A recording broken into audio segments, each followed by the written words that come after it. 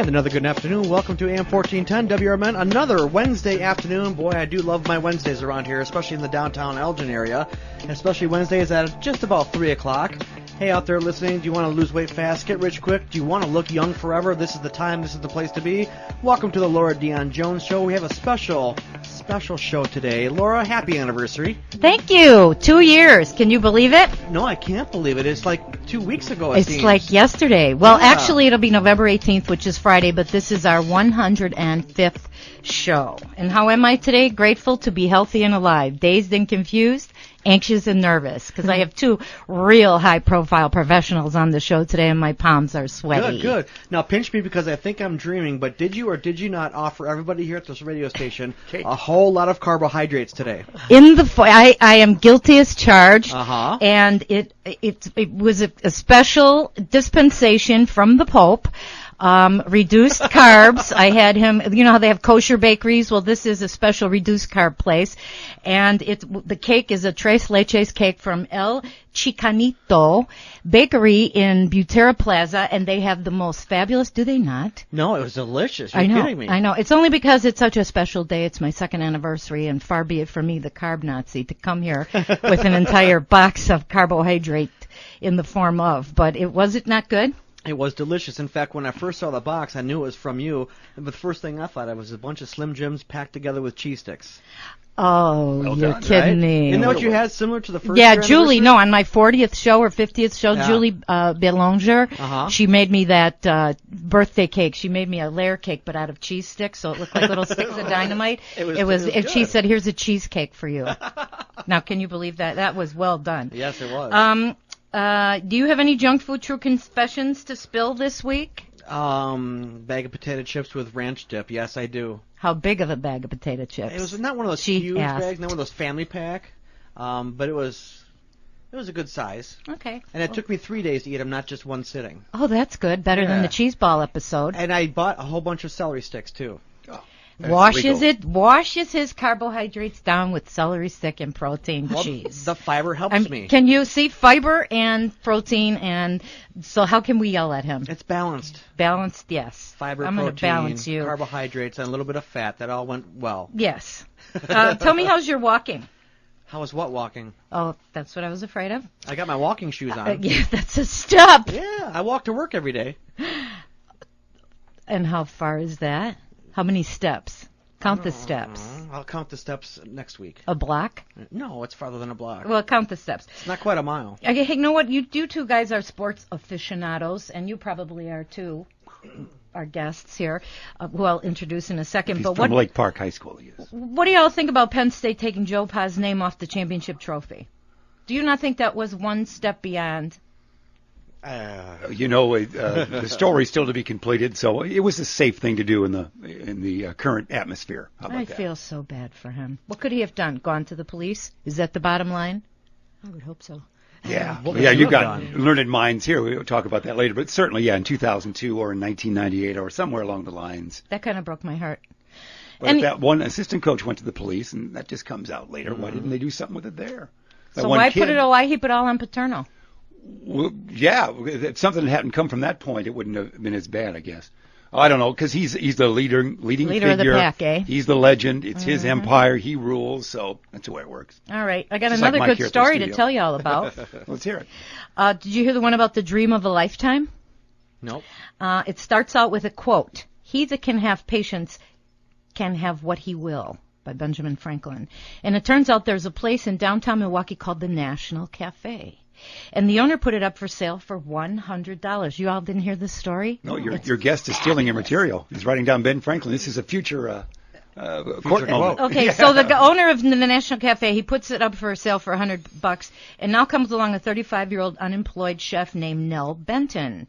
And she had a dream since she was 7 years old, but like all things that appear too good to be true, there was a catch. She had to promise to keep the National Cafe as is.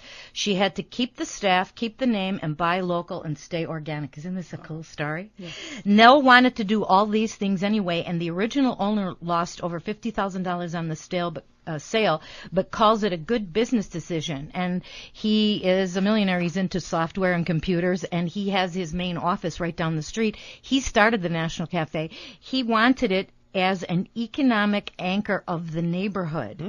And he didn't want to lose the neighborhood. So that's why he put it up for sale for $1, because he wanted it to stay there. And here's this out-of-work chef, 35 years old, with this dream. Since she was 7 years old, she'd be writing menus doing the... Isn't that cool? Perfect fit. So out of nowhere, for a dreaming 7-year-old girl, the dream finally became a reality. Good story. That's very nice. And on that note, I'm very proud to announce that our special guests today are nationally known. How many letters in that? Nationally known. Is this a filibuster? What was that? No, this is Scrabble. Oh. This is political Scrabble. No. Nationally known jury selection expert, professional photographer, and fitness and nutrition expert LaDonna Carlton joins us. Someone's writing on my notes here. Bio's changing as we go. Boy, nothing throws you off. And handsome lad. At the same time. Please, no one write while she talks. Yeah. Wait till I tell you. Hang on to your hat. Okay, LaDonna Carlton joins us along with Dan Compton. You're so locally known, not nationally known like LaDonna, but locally known. Locally known Fox Valley attorney, and they're here for some spirited courtroom and, believe it or not, fitness talk. Here we go again. So stay right where you are and do not touch that radio dial, because in the studio with us today are Mike Hunziker, a great guy pal, loyal sidekick, and trusty board man, Jeff Myers, my wonderful co-host, and of course, what would our show be without our very favorite YouTube camera girl, none other than Valerie the Swan. Have you ever gone to YouTube to look at yourself when you turn that camera around? You should. You're wanted in 4 states. Already. So stick around, kids. We've got a whole lot of interesting talking lined up for you again today. You're listening to the Laura Dion-Jones Show on WRMN 1410 AM. And meanwhile, back at the WRMN Ranch. 2 things to remind you about. Of course, Dr. Claire Elias, she's somewhat regionally known, as you know, actually internationally at times, because she travels a lot. She's a dancer. She's the greatest chiropractic around. She is right there, 2001 Larkin Avenue on the west side of Elgin, 888-9988 with the 847 area code. And Diva, your posture, please. That is the work of Claire Elias there. For the jury to decide, right there. Perfect posture, is it not? YouTube? Yes, we're getting that yes from the camera. So that is Dr. Claire Elias, 2001 Larkin Avenue. A quick note, because I do believe the Diva will appear for this one. It is a wonderful Homes for the Holidays is upcoming on Saturday the 3rd. And this is going to be put on by, of course, the Nina group, the neighborhood group. You know all about those folks there, don't you, Diva? You do. Yes, Northeast I do. Neighborhood Association. That's Lori Faith and the Harrises and folks like that there. Well, they've got 7 classic historic homes, we should call them, on their walk. You should just get information by going to www. This is good for you kids from Roselle, www.ninaofelgin.org, or for further information, 847-814-3345. Just $12 in advance, $15 day of event. You can see the homes. And, of course, the registration point, Old Sherman Hospital, the star of the movie Contagion. Old Sherman Hospital's registration point. Could you say that again? I'm Old sure I didn't. I don't Sherman think I got Hospital, star of the movie Contagion. You know the rest. We'll see you guys right there. And we'd also like to thank, you know, something. The giggle shows are the best. Episode 103 was amongst the best, and that was a giggleitis, wasn't it? We got more calls when we can't keep a straight face. Anyway, and we'd also like to thank snobhounds.com. A canine clothing company. Think Nike meets Donna Karan, but for canines. Snobhounds is truly environmental protection wear, and would also like to thank Casey Tool, an automotive specialty tool company available through your Snap-on mobile tool distributor.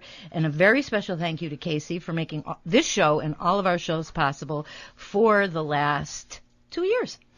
Anyway, it's time quickly for Laura's Motivational Minute with our quote of the week. So you ready? Who said? Benjamin Franklin. No. But you're close. No, yeah, but you're close. You can do what you have to do, and sometimes you can do it even better than you think you can. He was a president. Ronald Reagan. Yes. 39th president. Jimmy Carter. Yeah. You know your presidents. Yeah. Well, he thought he could be president, and I don't think anyone believes him anymore. Well, when you control exactly what you eat and how much you move every day, nothing can stand in your way. You run the show. You call the shots with regard to your own weight, health and fitness, and eventually everything else. You gain confidence when you're in total control, and then the sky is the limit. Now, you know what you have to do, kids. Make just one better, healthier choice in your eating and fitness routines today. Prove to yourself that you can do it. Learn to be in even better control of yourself than you think you can. And now, our first guest, who knows a thing or two about being in control, is a leader in her field and an inspiration to many women everywhere. Please, let's give a warm LDJ welcome to none other than LaDonna Carlton, nationally known jury selection expert, among other things. So welcome, LaDonna. Thank you. It's nice to be here. It's wonderful to have you. Thank you for making this trek out from the city.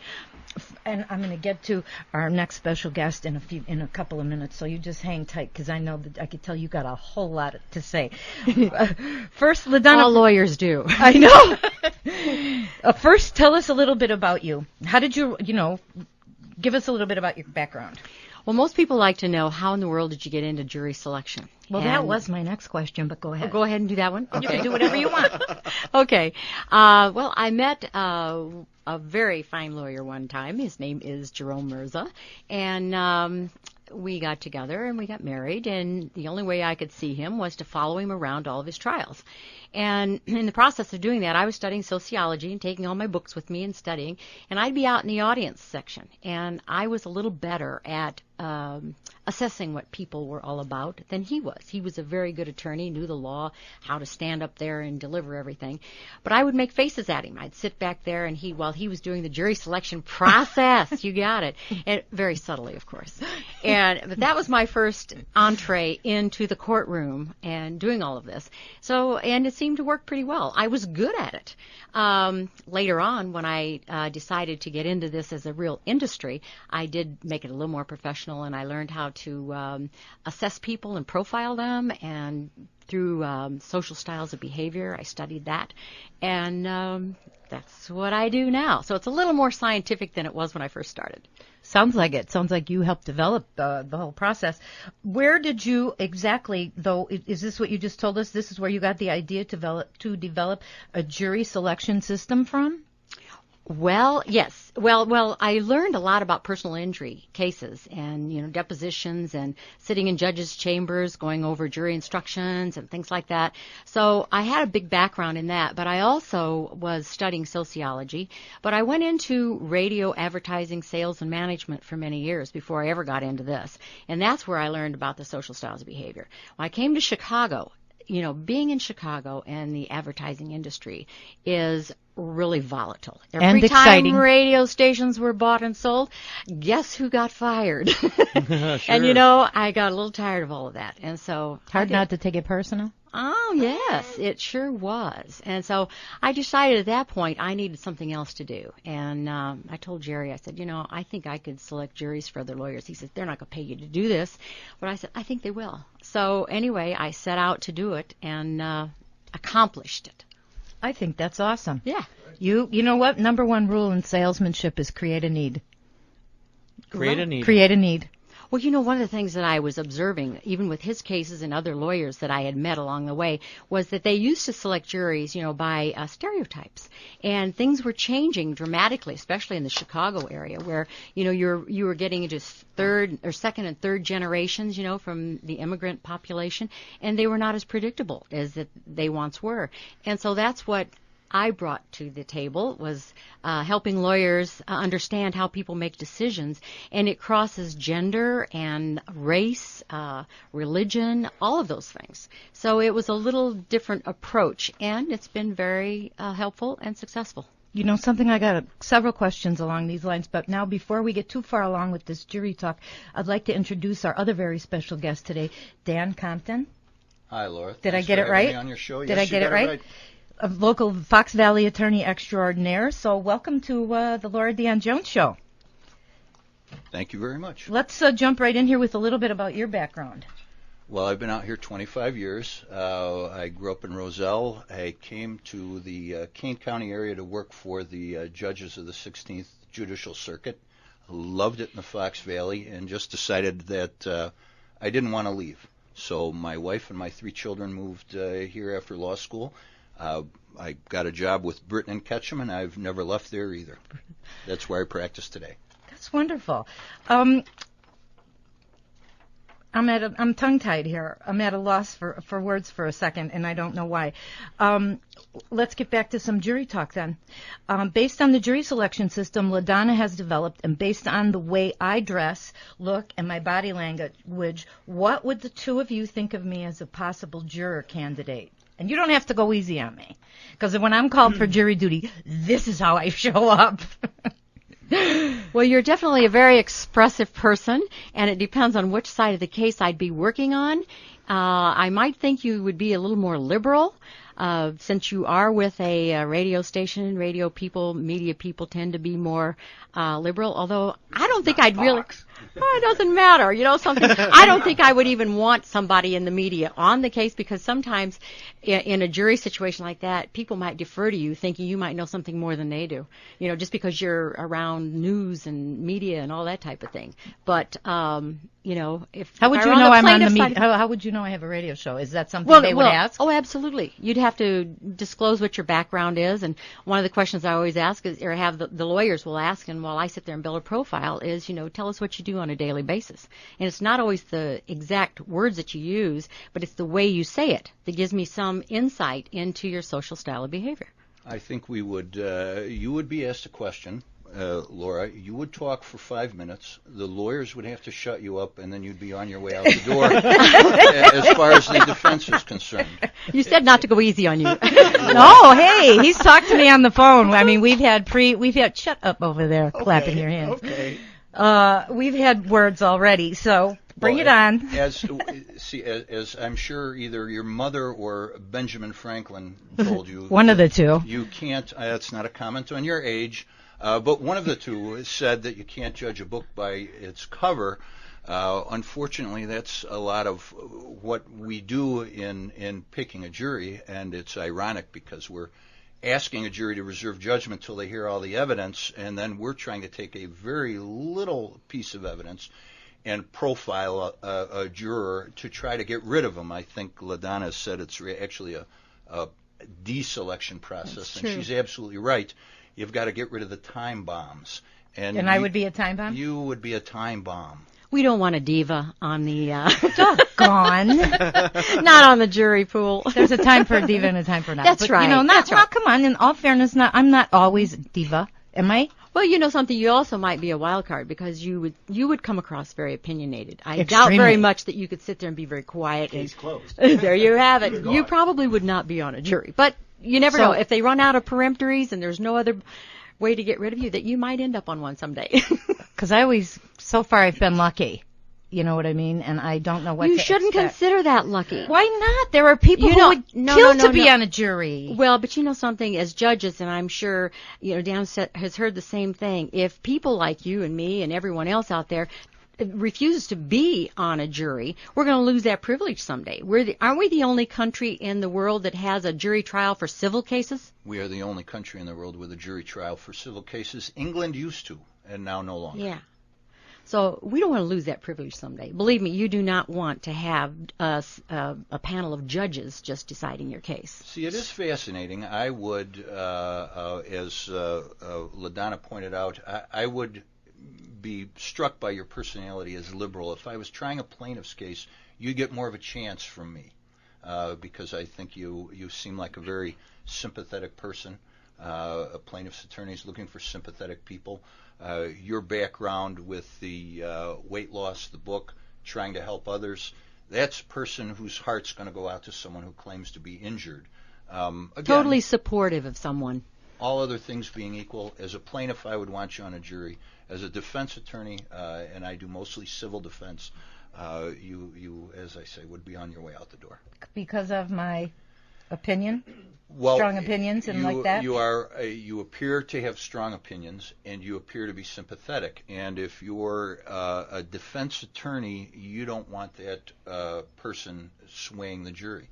And it's the same with a plaintiff's attorney. A plaintiff's attorney will generally not like a police officer or a pilot on generally conservative, generally opinionated and a plaintiff's attorney is going to say, I've got to start out not liking a person and then maybe prove to me through peeling some layers of the onion, as LaDonna said, maybe prove to me you can be a fair juror. Are you guys looking for a more monotone kind of No, personality? Well, not necessarily. What Dan is saying too is what he was referring to there was that you're looking for an analytical type of person, somebody who's going to reserve their judgment until they hear all sides of it and are not going to let their emotions get involved. So that's more. You want somebody who's a non-emoter, somebody who can sit back and take it all in. Poker face? Well, they tend to be sometimes very poker-faced. God, I'd have a tough time, wouldn't I? I know you Jesus. would. It would never work with you. But you know what? You can't change your style, and that's good because we need all styles. So speaking of stereotyping, are you looking for bankers? Are you looking for lawyers? Are you looking for garbage men? What kind of people are you looking for? You know something? Those types of professions tend to be more on the analytical side, but it doesn't mean that everyone fits that profile. That's what I'm saying about stereotypes. You really have to do the questioning and do open-ended questions so that when people answer them, you have a chance to evaluate, whether they fit that mold or not. And many of them don't. I had an accountant once that I would take her any day for a plaintiff's case. Most people wouldn't want that. They could consider them bean counters and, too analytical and all that. She was so gregarious, so outgoing, so warm, so supportive that she was an exception to that. So that's what I'm saying. You can't judge it just when you hear that somebody has a certain occupation. You can't go by that. Fair enough. Go ahead. I was going to build on that a little. Most of the time, for example, if you're a plaintiff, I tend to disagree a little about having someone analytical. If you're a plaintiff, I do think. No, I said that was for the defense. For the defense, yeah. Okay.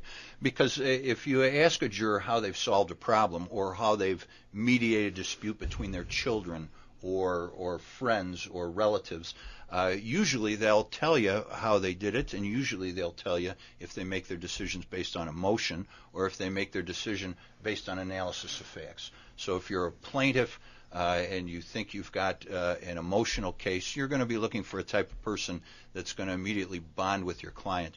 So to your question, do you want a banker? Do you want an accountant? Do you want a homemaker? A lot depends on who the defendant is and who the plaintiff is. If you're a plaintiff or a defendant, let's face it, and I think LaDonna will agree, no lawyer, plaintiff or defendant, wants a fair jury. We want a jury that's on our side. Of course. And so what we'd like to do is weed out people that we think are on the other side and include... Or our time bombs.